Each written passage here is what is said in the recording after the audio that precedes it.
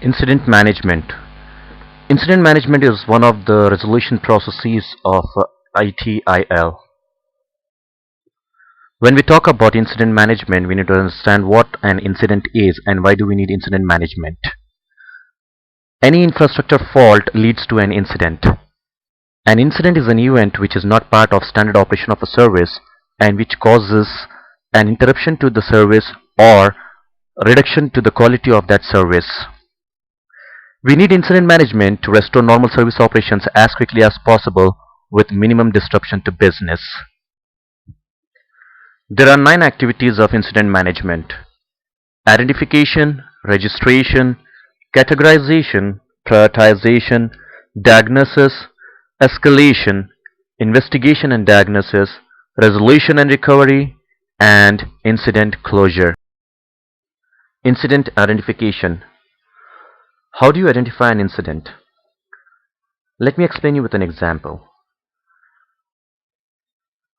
Somewhere there is a service interrupted. How would you know that the service is interrupted unless it is reported? Incident can be reported through different means. Telephone, where users call up service desk stating that the service has been interrupted. Email, where user sends an email to the service desk. Fax, when user sends a fax to the service desk with the incident details. Operational events, these are the machine generated events.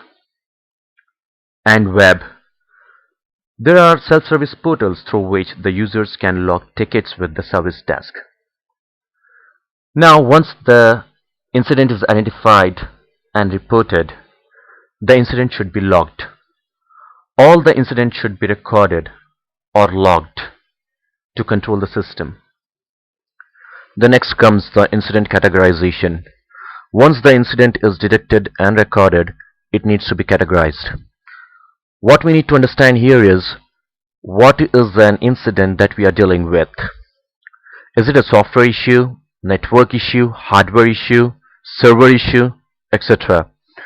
If it is a service request, then it needs to go through the service request procedure. If it is a major incident, then we need to follow the major incident process. And if it is a normal incident, then we need to categorize incident with its attributes like network, software, hardware, service request, etc. It is also recommended to use the subcategories.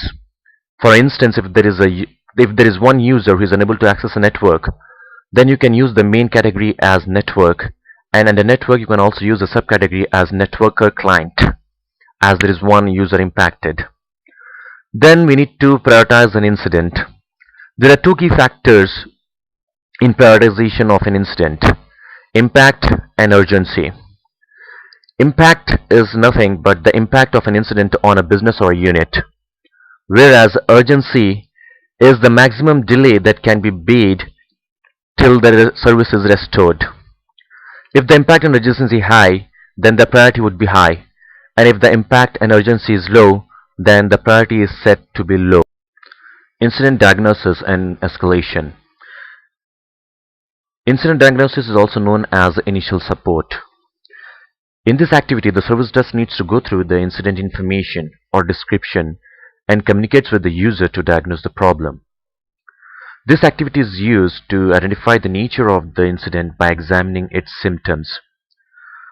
There are some issues which can be resolved on the first call by the service desk without escalating to the next level or other organization units. Whereas in escalation, if the issue is not resolved by the service desk and it needs assistance from other organization units, then the issues are escalated to next level.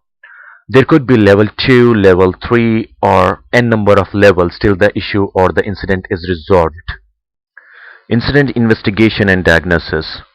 This is similar to initial diagnosis. However, if there is no existing solution from the initial diagnosis, then the incident is further investigated and diagnosed to find the root cause. Whereas in resolution and recovery, the solution has been found and the issue is resolved. Once the issue is fixed, then the incident is closed by providing the suitable incident closure code.